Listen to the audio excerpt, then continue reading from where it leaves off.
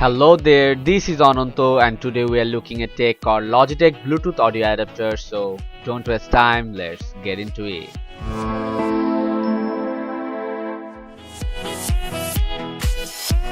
Logitech Bluetooth Adapter turns all the speakers into wireless Bluetooth enabled speakers. The Logitech Bluetooth Adapter is rather tiny with its dimension of square 50 mm and height is 23 mm and it can easily fit in the palm of a hand.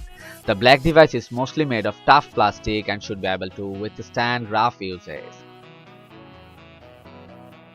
We have the Bluetooth button at the top, 3.5 mm jack, RCA jack and a power input in the back.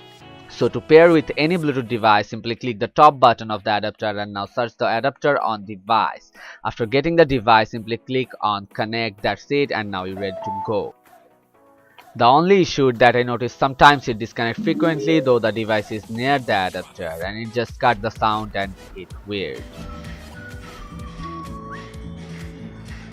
So that's it for today. Hope you all enjoyed this video a lot. If you did, like, comment and subscribe me and let me know what you think about the device.